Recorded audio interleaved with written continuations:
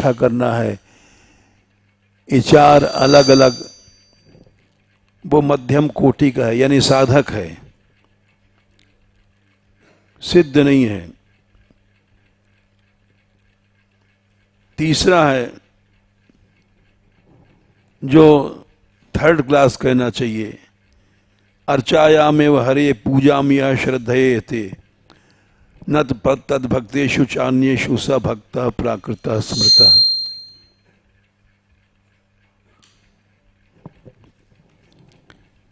ये हमारी मूर्ति पूजा है, ये हमारी सेवा है, बस उतने में ही सीमित रहता है। भगवान की पूजा किया और उनके भक्तों में, अन्य लोगों में भाव कुछ भी नहीं किया, तो थर्ड क्लास है वो, शुरुआत का है वो, न साधक है न सिद्ध है। तो ब्रज उपासना करने के लिए उत्तम कोटि का वैष्णव बनना पड़ेगा, नहीं ब्रह्मा भी बन जाओगे तो मोह हो जाएगा, इंद्र बन जाओगे तो भी मोह हो जाएगा। ब्रह्मा ने देखा जूठन खा रहा है ये भगवान, तो मोह हो गया, कैसा भगवान है,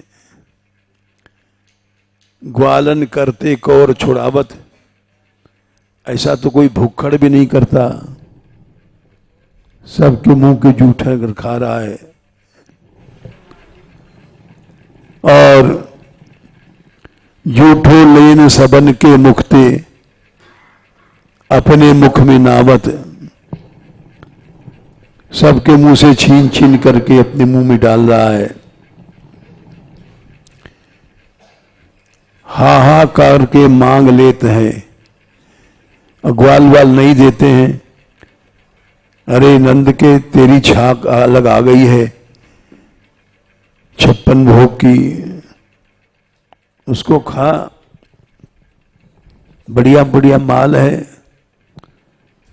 बोले नहीं, हमें तो जूठा नहीं अच्छा लगता है। हा हा करके मांग लेते हैं, कहत मोहि अति भावत, हमको बहुत अच्छा लगता है। यह महिमा वो ही जानत जाहे आप जनावत। बोले ऐसा जो भाव विशेष कृपा से मनुष्य बनता है, इतनी उच्च कोटि के भक्त, अभाव में भाव बना ले, उसी को उत्तम कोटि का भक्त कहा गया। माला फेर रहा है उसको तो तुमने भक्त समझ लिया, लेकिन चोर है, बदमाश है, डाकू है, उसमें भी भाव रखो। इसीलिए अवगुण अनेक भरे तो हूँ ब्रजवासी हैं। ब्रज उपासना वही है कि 1000 अवगुण है, फिर भी हम ये क्रूरा अपि पापिनो न च सताम संभाष्य दृश्याश्य, इतने पापी हैं कि चोर हैं, देखने योग्य नहीं हैं, बोलने योग्य नहीं हैं, उनमें भी भाव रखा जाए। इसी को धाम उपासना कहते हैं। ये बात घोषणा करके कही गई है रसिकों ने, राधा सुधा निधि में 264, 265, 268 आखिरी जितने श्लोक हैं उपासना के लिए, साधक कोटि के लिए बताए गए हैं। इतने कच्चे बनोगे, भगवान ने गीता में भी कहा 9/30, अपिचेत सुदुराचारो भजते माम अन्यनिभाग साधुरेव समंतव्य सम्यक व्यभिस्तो ही स। दुराचारी नहीं, सुदुराचारी, ये भगवान के शब्द हैं। अपिचेत सुदुराचारो लेकिन उसको भी साधु रेव, साधु ही समझो। सम्यक व्यवस्थो ही सह। तो श्रद्धा अथवा 6/9 में भगवान ने कहा कि जो श्रद्धा साधु में वही पापी में कर लो। सुरिन मित्रार्युदासीन मध्यस्थ द्वेष बंधिषु साधुष्वपि च पापेषु संबुद्धिर्विशेषते। कभी भक्तापराध नहीं होगा। कबीर ने कहा है कि जो जन लेख हसम का नाऊ, तिनकी हमो बलि बलि जाऊं। या तुलसीदास ने कहा है, तुलसी जाके बदन ते धोखे निकसत राम, वाके पक्की पगतरी और मेरे तन को चाम। धोखे से भी जिसके मुंह से राम नाम निकला है, हमारे शरीर की चमड़ी काट करके उसके पांव का जूता बना दो। ये उत्तम कोटि की श्रद्धा है। श्रद्धया परया तप्तम तपस्तप त्रिविधम नरई है। अफलाकांक्षी भी युक्त कई सात्विकम तप उच्यते। भगवान ने कहा श्रद्धा की कोटियां होती हैं 17वें अध्याय में। पराश्रद्धा 17/17 और उसके नीचे अपराश्रद्धा राजस तामस कोटि में आती है। तो पराश्रद्धा वाले बनो, अपराश्रद्धा वाले नहीं। भक्तमाली जी एक दोहा कहते थे, कामी साधु कृष्ण कही, लोभी बामन जान, क्रोधी परशुराम कही, होए भजन नहीं हान। श्रद्धा ऐसी चाहिए, कामी आदमी है उसको कृष्ण समझ लो। सुनने में उल्टा लगता है लेकिन उल्टी बात नहीं है। इतनी छाती चाहिए उपासक को कि धोखे से भी राम नाम निकला है तो भी उसको, उसके पांव को जूती हमारे शरीर के चमड़े को काट के बना दो। ये पराश्रद्धा की बात है। तुलसी जाके मुखन ते धोखे निकसत राम, ये पराश्रद्धा वाला कह सकता है। अपरा वाला तो कहेगा अरे उसने गुस्से में राम नाम लिया था, कोई भक्ति से थोड़ी लिया। गुस्से में लिया इससे मतलब नहीं, धोखे से निकल गया। ये पराश्रद्धा है। ये समझ में नहीं आना मुश्किल है, ऐसा बनना तो बड़ा कठिन है। तर्क आ जाएगा मन में कि साहब फिर अच्छे भक्त और उसमें फर्क क्या है? कुछ फर्क नहीं है। साधुष्वपि च पापेषु समबुद्धिर्विशेष्यते 6/9। साधु है चाहे पापी है, बराबर एक तराजू पर तौल करके श्रद्धा करो। ये भगवान के वाक्य हैं। इस तरह से जो पराश्रद्धा वो बनना चाहिए। कामी साधु को कृष्ण समझ लो और लोभी को बामन भगवान। 3 पांव पृथ्वी पर सब छीन लिया उसका राज्य, 3 लोग। और क्रोधी को परशुराम, काट काट के क्षत्रियों को मार दिया। 21 बार क्षत्रियहीन पृथ्वी कर दिया। तो ये सब बातें जो उत्तम कोटि के भक्त लोग हैं, उदाहरण हैं। सदाप्रति महाजन थे, उनके इकलौते बेटे का एक साधु ने हत्या कर दिया। ये कथाएं समझ में नहीं आती इन लोगों के। कुछ लोग तो हमसे पूछने लग गए ये कथाएं भक्तमाल में क्यों लिखी गई, इससे तो दुराचार फैलेगा। सदावर्ती महाजन की कथा है, वो सबके समझ में नहीं आएगी, आ ही नहीं सकती है, क्योंकि उत्तम कोटि की श्रद्धा नहीं है। उनके घर में कोई भी आके रुकता था तो वो सबको सम्मान करते थे। एक साधु रुक गया उनके घर में, उनका लड़का सुंदर था, गहने पहने हुए था, और उन्होंने, उन संत भगवान ने एकांत में जंगल में ले जाकर के उसको गहना सब उतार के छीन के काट दिया और जमीन में गाड़ दिया।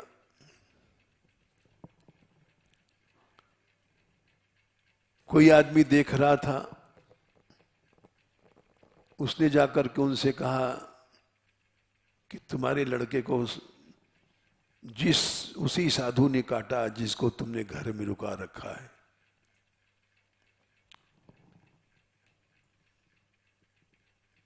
वो उत्तम कोटि के वैष्णव थे।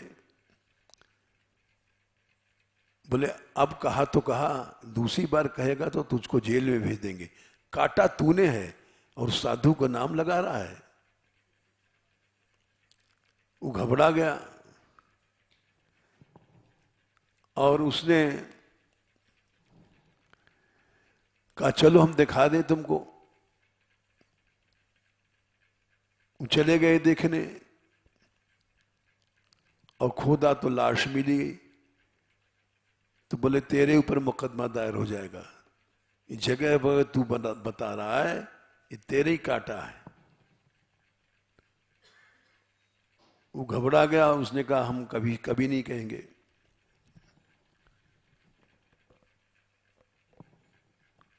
उसके बाद उन साधु को पता पड़ गया कि हमारी पोल खुल गई है। वो भागने लग गए। तो उन्होंने अपनी स्त्री से कहा ये बेचारा भाग रहा है, इसको कैसे रोकें। उनकी स्त्री उनसे भी आगे थी। बोले कोशिश करो रोकने की, तुम नहीं रोक पाओ तो हमसे बताना। उन्होंने कोशिश किया।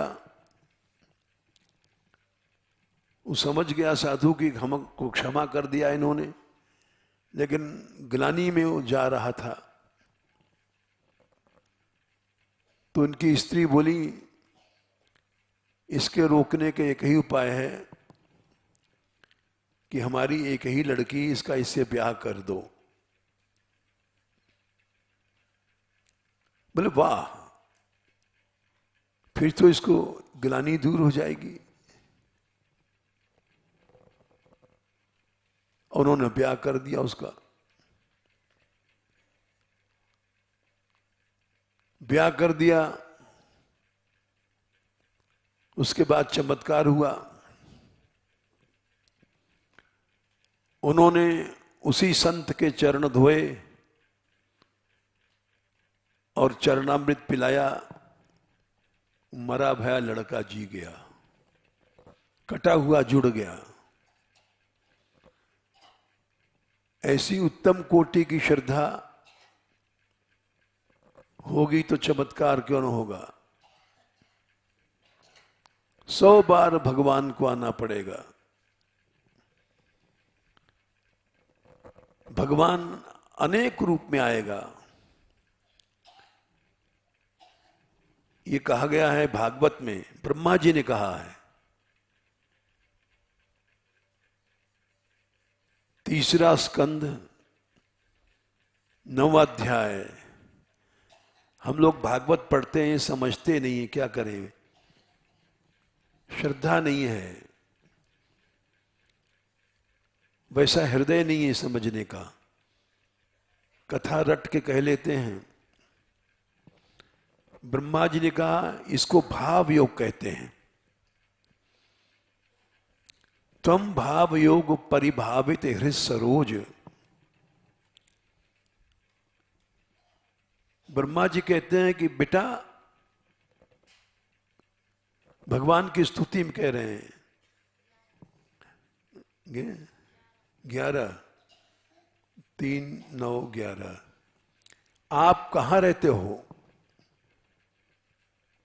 भाव योग से परिभावित हृदय कमल, जो हृदय कमल बन गया है। कमल की इतनी प्रशंसा क्यों है?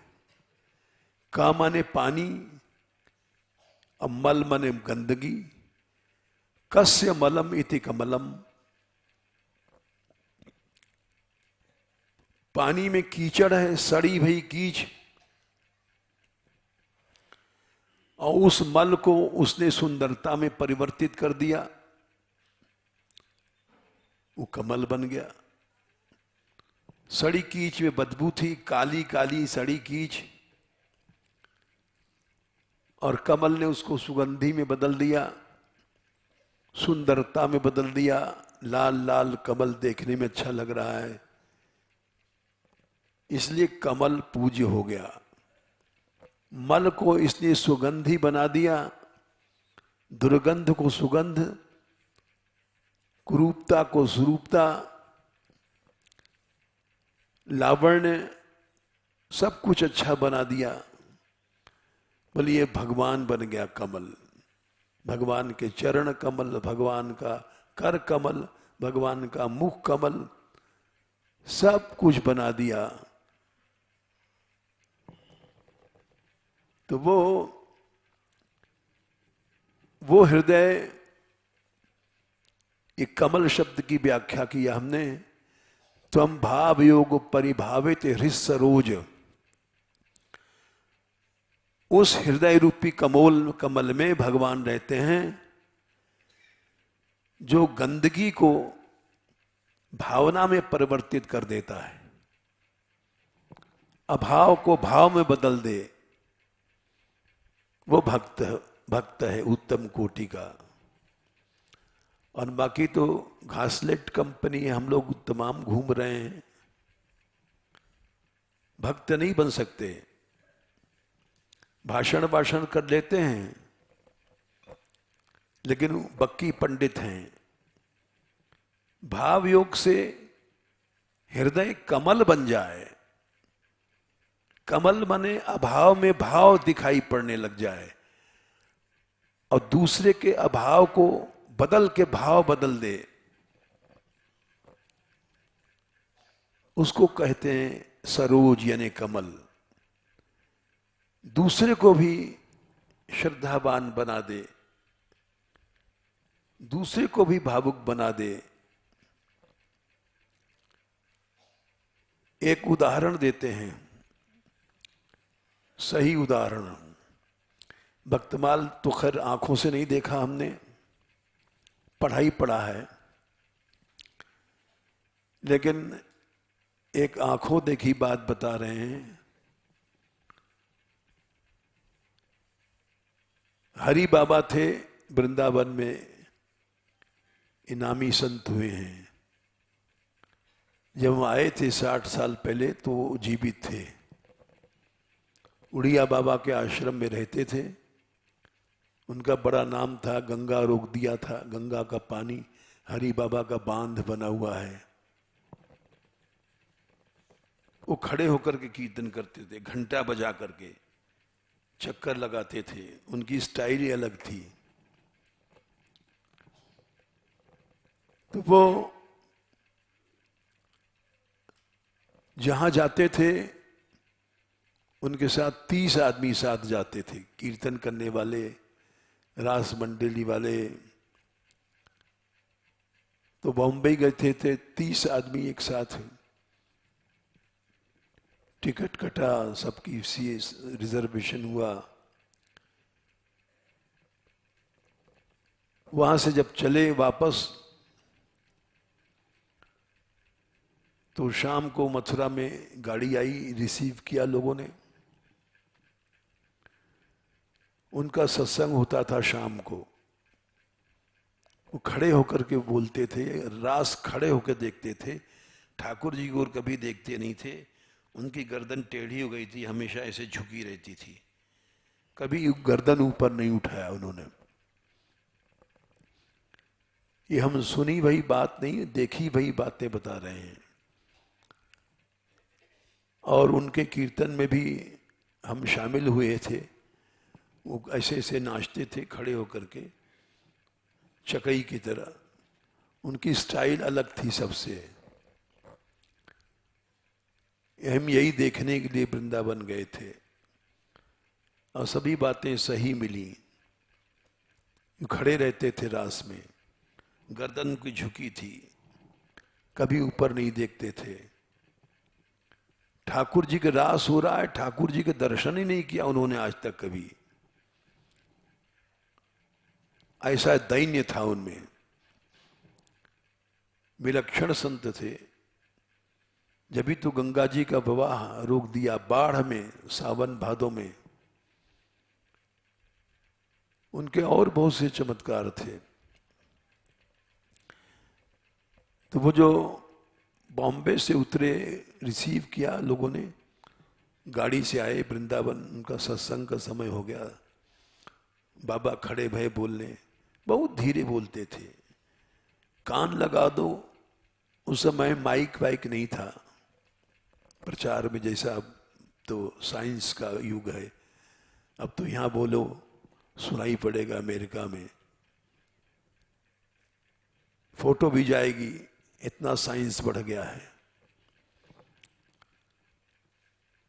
तो बोले, खड़े भये बोले, भैया आज हमने अनुभव किया कि संसार में भगवान है।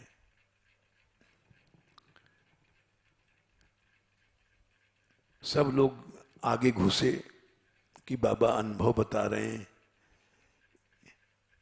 बड़ा विश्वास था लोगों को, झूठ तो बोलते नहीं।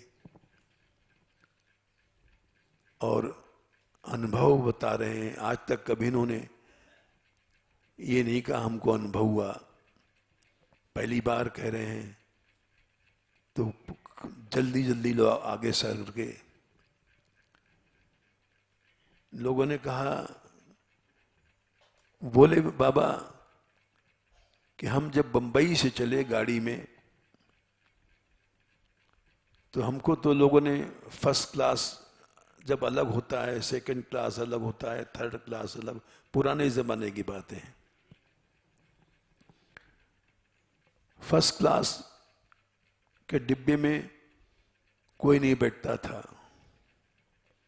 बहुत किराया लगता था। सेकंड क्लास में भी मुश्किल से बैठते थे। ज्यादातर लोग थर्ड क्लास में चलते थे। हरि बाबा का टिकट फर्स्ट क्लास का था।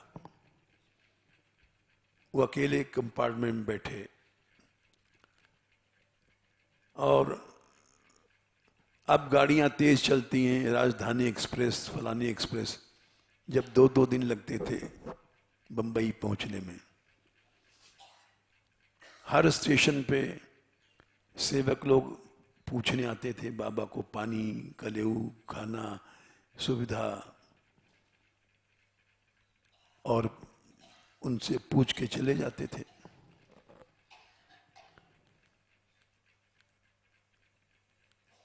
लेकिन जो लोग पूछने जाते थे वो पूछ करके लौटते थे और बड़ी गाली गलौज देते थे। 2 लड़के लड़की फर्स्ट क्लास के कंपार्टमेंट चढ़े और आधुनिक लड़के थे, उनको शर्म तो थी नहीं। उनका खुलेआम प्रेम व्यापार चल रहा था। और जो देखने जाते थे वो लौट करके गाली देते थे, बड़े बेशर्म लोग हैं, इनको कैसे हटाया जाए, वहीं बाबा बैठे हैं और इस तरह से व्यवहार कर रहे हैं। लेकिन कर क्या सकते थे। टिकट जिसके पास है वो तो करेगा यात्रा। वो चीज हरि बाबा के सामने ही सब व्यवहार हो रहा था। तो हरि बाबा ने जब कहा कि आज हमको पता पड़ गया भगवान है, तो लोगों ने सोचा कि भाई क्या अनुभव बताएंगे बाबा। तो जब अनुभव बताया तो खोदा पहाड़ और निकली चुहिया वाली बात थी। बोले भैया, दो बालक चढ़े बंबई से और उनमें इतना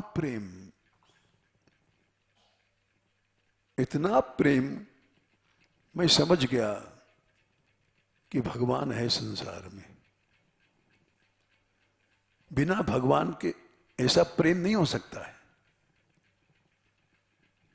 अब सब लोग चुपचाप सुन करके सरकते जाएं, क्योंकि खोदा पहाड़ और निकली चुहिया।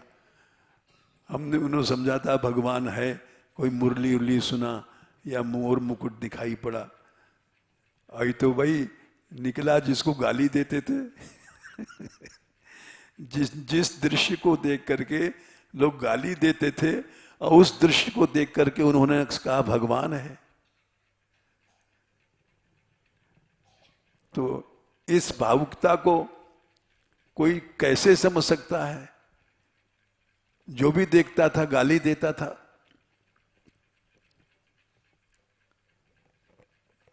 तो इसीलिए इस कोटि की श्रद्धा भक्तमाल में वर्णन की गई है। सदाव्रती महाजन की कथा बहुत से लोग नहीं समझ पाते हैं कि वो तो मूर्ख थे ही, उनकी स्त्री और मूर्ख थी जिसने अपने बेटी का ब्याह हत्यारे से किया।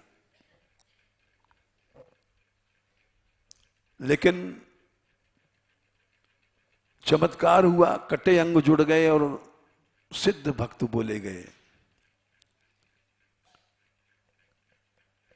तो क्योंकि उनका हृदय कमल बन गया था। त्वं भाव योग हृदय परिभावित हृदय सरोज। कमल माने कस्य मलम, क माने पानी के मल को, दुर्गंध को सुगंध बना दिया, उसके काले रंग को गुलाबी रंग बना दिया, सब कुछ अच्छाई में बदल दिया। बोले वही परम संत है। यही बात उत्तरकांड में भी कही गई है।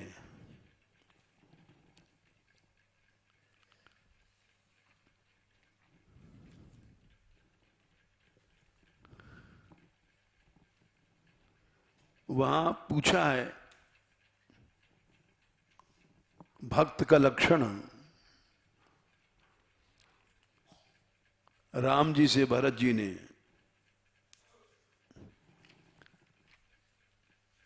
बोले संत कौन है?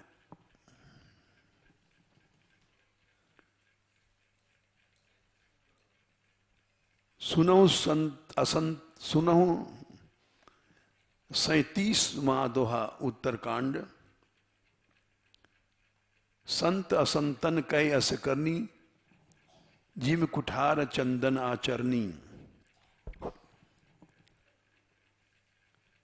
कुल्हाड़ी ने चंदन के पेड़ को काट दिया।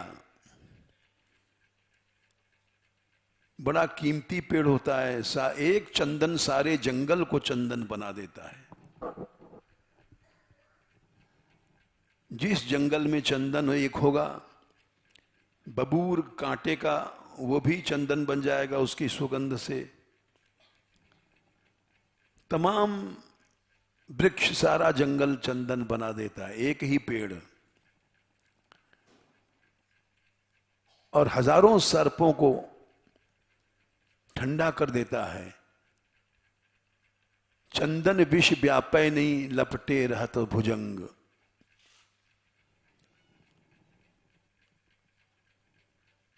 सर्प जब विष से जलने लग जाते हैं, 1000 वर्ष के हो जाते हैं,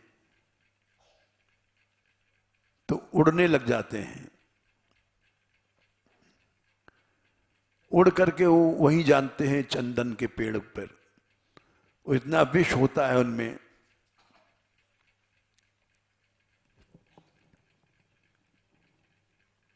और वो विष चंदन उनको ठंडा करता है।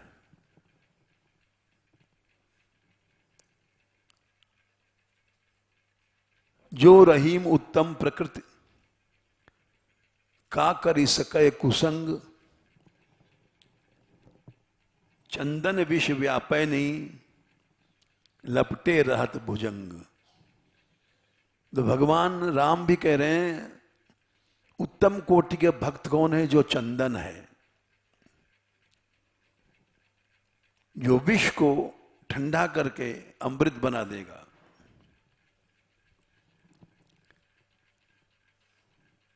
कुल्हाड़ी ने चंदन को काट दिया, चंदन कट गया, मर गया, लेकिन मरते मरते उसने कुल्हाड़ी में सुगंध भर दिया। अपने मारने वाले हत्यारों को सुगंधित कर दिया। काटई परसु मलय सुन भाई, निज गुण दे सुगंध बसाई। इसलिए सिर पर चढ़ गया भगवान के। भगवान का भक्त भगवान को इतना प्यारा लगता है कि उसके चरण रज भगवान चाहते हैं। 11वां स्कंद 14वां अध्याय। निरपेक्षम मुनिम शांतम, निर्वैरम समदर्शनम, अनुव्रजाम्यहम नित्यम, पूयेत्यंघ्रि रेणु भी। भगवान कृष्ण कह रहे हैं, मैं उसके पीछे दिन रात चलता हूं कि मैं पवित्र हो जाऊं। दुनिया भर के पाप मैं खींचता हूं और पूये माने पवित्र हो जाऊं उसकी चरण रेणु से। क्या संख्या है? 16, 11, 14, 16। वही बात उत्तरकांड में 37वें अध्याय दोहा में कही। वो भगवान के मस्तक पर चढ़ गया, उत्तम कोटि का श्रद्धा वाला। ताते सुर सीसन चढ़त, जग बल्लभ श्रीखंड। और जो दुष्ट था, कुल्हाड़ी दुष्ट है, उसने चंदन की हत्या किया, तो उसका धार पैना नहीं रहा, भोटी हो गई। तो फिर से धार चढ़ाने के लिए आग में लोहे को देते हैं और फिर उसको पीटते हैं, तो उससे उसकी धार पतली हो जाती है। तो चंदन तो उस भगवान के सिर पर चढ़ा, और जो दुष्ट था, अनल दाही पीटत घनहि, परसु बदन यह दंड। परसु मने फरसा को यह दंड दिया गया। तो ये उत्तम कोटि की श्रद्धा। 11:2:45। सर्वभूतेषु यह पश्चेत भगवत भावमात्मनः, भूतानि भगवत्यात्मनि एष भागवतोत्तमः। सदाप्रति महाजन बनो, हत्यारे को ही पूज्य मानो, और कन्या दे दो अपनी। उत्तम भागवत वही है। मध्यम वाला जिसके दृष्टि में भेद है, ये ईश्वर है, इससे प्रेम करो, तद अधीन भक्तों से मैत्री करो, और बालिशेषु मूर्खों पर कृपा करो, और जो भगवान से द्वेष करते हैं भक्तों से, उनकी उपेक्षा करो। ये सेकंड क्लास भक्त हुआ। और थर्ड क्लास वही है जो खाली पूजा में घंटी हिलाता है और जगह भाव नहीं रखता। न तद भक्तेषु चान्येषु स भक्तः प्राकृतः स्मृतः। प्राकृत माने शुरुआत का भक्त। भक्त अधम नहीं होता, इसलिए यहां अधम शब्द का प्रयोग नहीं किया गया। उत्तम, मध्यम, प्राकृत शब्द का प्रयोग किया गया है। भक्त अधम नहीं होता है, क्योंकि हमको वही पहुंचना है, उत्तम कोटि पे। वासुदेव सर्वमिति स महात्मा सुदुर्लभ। उत्तम कोटि के भक्तों के अनेक उदाहरण हैं। हरिपाल भक्त डाकू थे, चोर थे। उनको देखने के लिए लक्ष्मी जी आई, बड़ी लंबी कथा है। अभी तो यही हम कह रहे हैं कि ब्रज उपासक वही बन सकता है जो धाम में रहने वालों में प्रेम करे। जैसे धाम उपासना के बारे में स्वयं भगवान ने कहा है उत्तरकांड में, शुरुआत में ही धाम उपासना बताई है भगवान ने कि पहली चीज है धाम उपासना।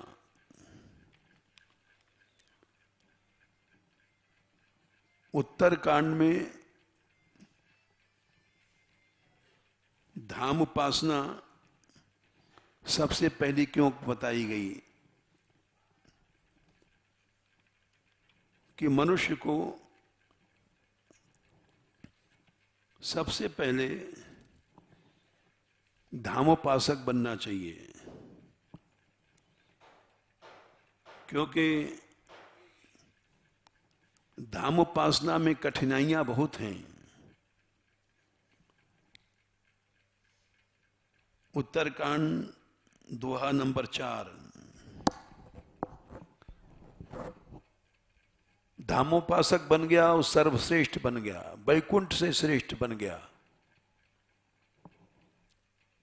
यद्यपि सब वैकुंठ बखाना, वेद पुराण विदित जग जाना।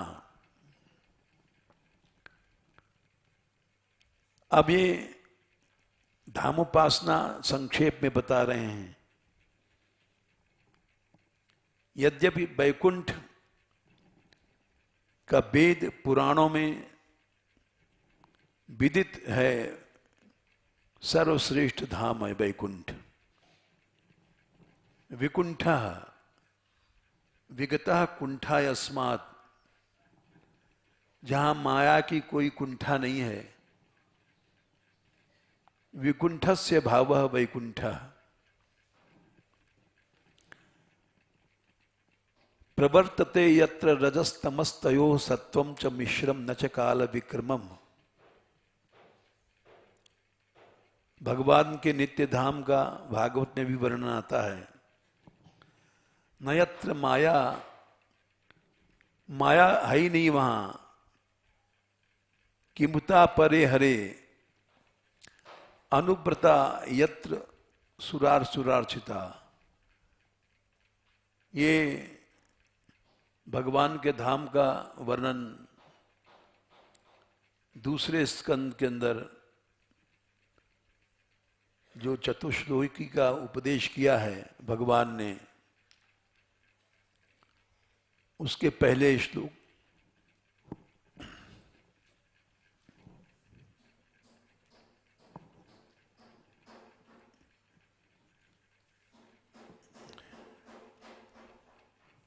करने दो बोलो।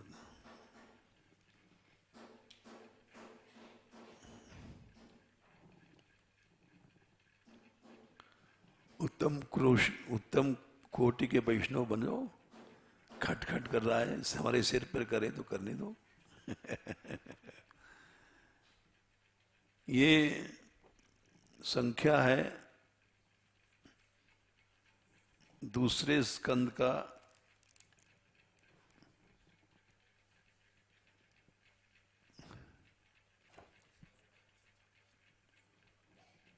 4 श्लोकी कहाँ है भाई?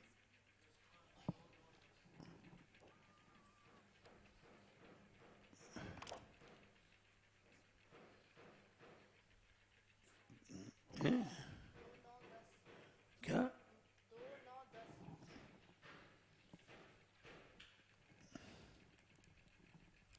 अरे हम तो पहले स्कंद खोल रहे हैं।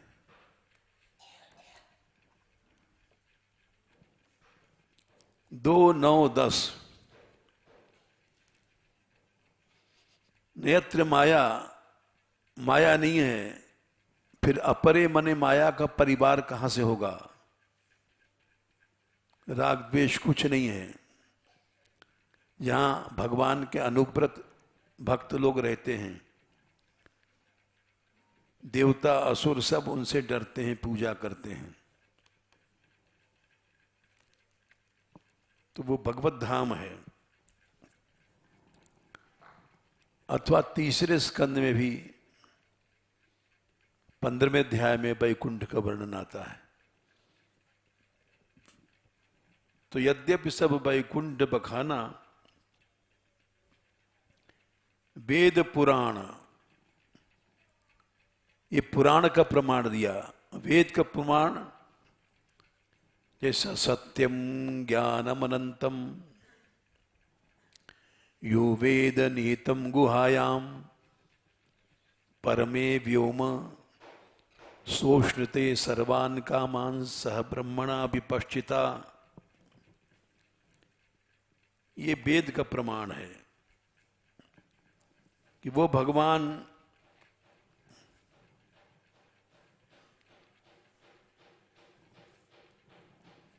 सत्यम ज्ञानम अनंतम ब्रह्म, तैत्तरीय श्रुति में, तैत्तरीय उपनिषद में भक्त भगवान के साथ उनके रूप का, उनके स्पर्श का भोग करता है।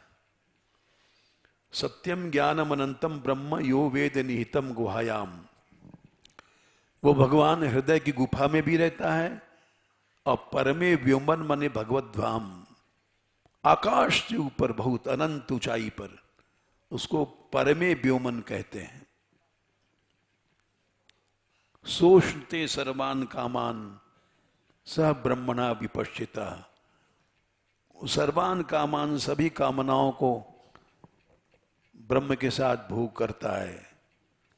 सौस्वर्य, सौशब्द्य, सौगंध्य, सौरूप्य, शब्द स्पर्श रूप रसगंध, इसमें सु लगा दो। सौशब्द, सौस्पर्श, सौरूप्य, ये सब भोग करता है। तो गोसाई जी लिखते हैं, भाई वैकुंठ की वेदों में भी तैत्तरीय श्रुति में प्रशंसा है और पुराण भागवत में भी है। अभी आपको दूसरे 2 9 10 में बताया, वेद पुराण व्यतीत जग जाना, वैकुंठ धाम सर्वश्रेष्ठ है। लेकिन वो वैकुंठ किसी काम का नहीं है। जो उपासक हम लोग हैं, अवधपुरी सम प्रिय नहीं सो, यह प्रसंग जाने को। ये धाम महिमा के विषय में बहुत सुलझा हुआ स्पष्ट विचार है। शास्त्र सम्मत विचार है। मधुपुरी अहो मधुपुरी रम्या वैकुंठाच्य गरीयसी। वैकुंठ से श्रेष्ठ है ये मधुपुरी। उसी बात को गोसाई जी कहते हैं, आवतपुरी सम प्रिय नहीं सो, यह प्रसंग जाने को। भक्तों में भी कोई कोई जानता है, सब नहीं जानते। रामायण पढ़ेंगे सब, लेकिन जानने वाले कोई कोई होंगे।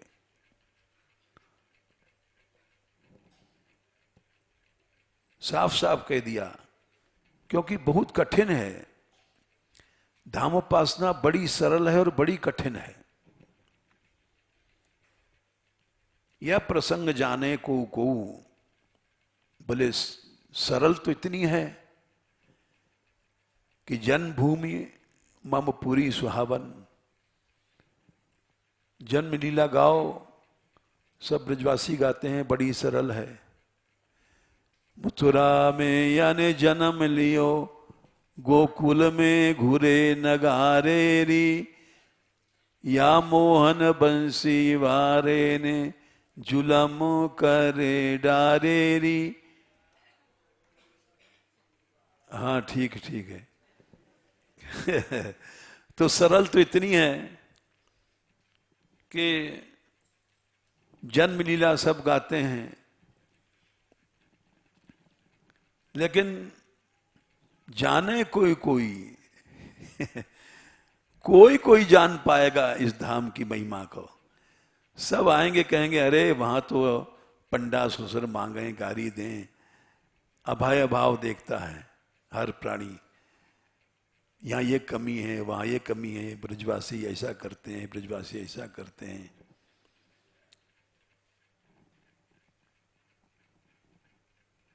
बोले धाम उपासना कोई जानता है, उत्तम श्रद्धा वाला जानेगा। जो सदाव्रती महाजन होगा, ये क्रूराप्य पापिनो न च सांभास्य दृश्याश्चय। थोड़ी देर में नाक भौं से कोड़ लिया, वो नहीं जान पाएगा। जन्मभूमि मम पुरी सुहावनी, उत्तर दिशि बहे सरजू पावन। सरल तो इतनी है कि जाओ गोता लगाओ और भगवान के पास पहुंच जाओगे।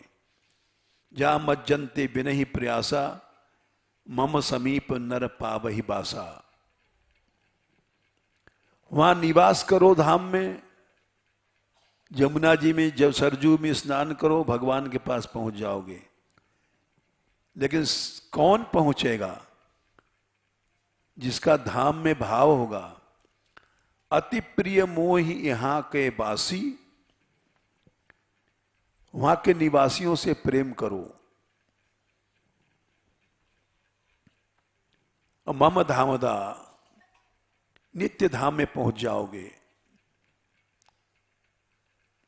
निश्चित बात है, मम धामदा पूरी सुख राशि। ये प्राकृत दिखाई पड़ रही है। टिकट कटाया, बंबई से बैठे सीधे रिजर्वेशन किया और 500 रुपये किराया दिया और पहुंच गए। पूरी सुख राशि में पहुंच गए 500 रुपये में। राजधानी में रिजर्वेशन कराया और पहुंच गए। लेकिन पहुंच गए शरीर से। धाम में भाव और धाम में प्रेम इतना होना चाहिए। या प्रसंग जाने को इस बात को कोई समझ पाएगा लाखों में। बाकी 500 रुपए के राजधानी में रिजर्वेशन कराने वाले बहुत से आते हैं, लेकिन ये रहस्य जानना, धाम में इस प्रकार से श्रद्धा करना, धामवासियों के अवगुणों में भी प्रेम करना, ये कठिन है। यहाँ के सब निवासी अति प्रिय मोई यहाँ के बासी। अगर ये तुम समझ गए, जबकि समझना कठिन है, यह प्रसंग जाने को। हमारे बाबा कहते थे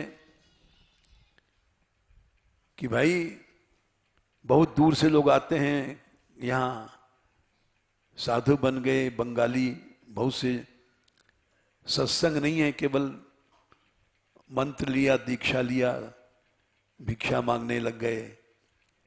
2 दिन तो ब्रोजमाई करते हैं, फिर 10 दिन भिक्षा मांगने के बाद यही शाला शाक नहीं देता है, यही शाली ऐसी है, ये करने लग जाते हैं। तो यह प्रसंग जाने को धामोपासक बनना बड़ा कठिन है। अरे बड़े बड़े संत लोग कहते हैं हमारे पास, हम तो महाराज इसलिए नहीं रखते, धाम में रहने में अभाव हो जाता है, तो दूर से ही अच्छा रहता है। हम दूर में ही उपासक बने रहते हैं, हमारा भाव बना रहता है। ऐसा प्रश्न कर देते हैं बड़े बड़े नामी लोग। इसलिए धाम से दूर रहना चाहिए, जिसमें भाव बना रहे। तो उनको उत्तर तो हम नहीं देते हैं, क्योंकि बहस से फायदा क्या। ऐसे करोगे तो माला करना छोड़ दोगे, नाम करोगे नामापराध होगा, तो नामापराध से डर से नाम करना छोड़ दो। सेवा करोगे तो सेवा अपराध 33 होंगे, तो भगवान की सेवा भी छोड़ दो। कपड़ा मनुष्य पहनता है, गंदा हो जाता है, कभी कभी जुआ पड़ जाता है, नंगे रहना शुरू कर दो, जैनी बाबा बन जाओ। भगवान ने कहा कि संसार का कोई ऐसा कर्म नहीं है जिसमें अवगुण नहीं है। सहजम कर्म कौन्ते सदोषम अपि न त्यजेत। 18वें अध्याय में करीब 58वां श्लोक है शायद। संसार का कोई कर्म ऐसा नहीं जिसमें भजन भी करना, उसमें भी भक्तों की सेवा करोगे भक्तापराध है, सेवा में करोगे सेवापराध है, नाम जप करोगे नामापराध है। सर्वारंभा ही दोषेण धूमे नाग्नि रिव्यावृता। सर्वारंभ माने संसार के हर काम में दोष छिपा ही है। पढ़ाओगे किसी को तो शासन करना पड़ेगा, मास्टर साहब डांटेंगे नहीं तो कैसे पढ़ाएंगे। याद करके नहीं ले रहा, 2 डंडा लगाएंगे। सब में अपराध है। लेकिन उस सहज कर्म को छोड़ना नहीं चाहिए। सहजम यत कर्म कौन्ते सदोषम अपि न त्यजेत। वो लोग गलत कहते हैं धाम में रहेंगे तो धाम अपराध होगा। सदोषम जाओ, दोष युक्त है दिखाई पड़ रहा है फिर भी उसको छोड़ो न, धाम में रहो और उत्तम कोटि के श्रद्धालु बन जाओ। खत्म झगड़ा।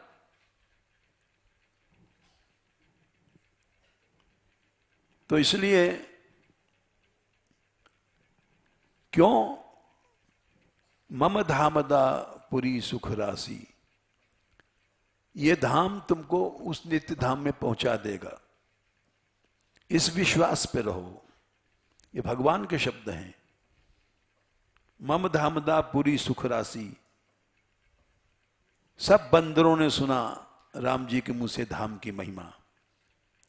भगवान ने सबको उपदेश दिया, हनुमान जामवंत आदि, कि इन्होंने सेवा किया है और धाम में यदि भाव नहीं रखेंगे तो उत्तम भक्त नहीं बन पाएंगे। हर्षे सब कपि सुनि प्रभु बानी। सब प्रसन्न हो गए। वाह धन्य अवध जो राम बखानी। भगवान जिसकी महिमा वर्णन कर रहे हैं अवध धन्य है। ओ मधुपुरी रम्या बैकुंठाच्य गरीयसी, स्कंद पुराण में कहा गया है। यही बैकुंठ से श्रेष्ठ जगह है हम जहां बैठे हैं। श्रद्धा वाला सुन के प्रसन्न होगा, और जो मध्यम कोटि के श्रद्धा वाला है उत्तर करेगा, क्या वास करें, यहां चोर आते हैं, बदमाश आते हैं, और यहां पैसा मांगते हैं, क्या मंदिर में जाएं। सब भाव खराब हो जाता, बिना पैसा के प्रसाद नहीं मिलता, चन्नामृत नहीं मिलता, ये क्या है धाम। ये सब बातें मध्यम श्रद्धा वाले करते हैं। उत्तम श्रद्धा वाला वो कहेगा मम धामदा, भगवान का धाम नित्य धाम मिलता है भाई, पूरी सुख राशि। उत्तम श्रद्धा वाला खुश हो जाएगा। हर्षे सब कवि सुने प्रभु बानी, सब प्रसन्न हो गए कि सच में हमको धामापासक बनना चाहिए। ये वैकुंठ से श्रेष्ठ जगत है। यद्यपि सब वैकुंठ बखाना, वेद पुराण विदित जग जाना, अवधपुरी सम प्रिय नहीं सोई, यह प्रसंग जाने को। और थोड़ा सा धाम की महिमा पर संध्या को और बोलना है तो बोल देंगे संध्या को। जय श्री राधे।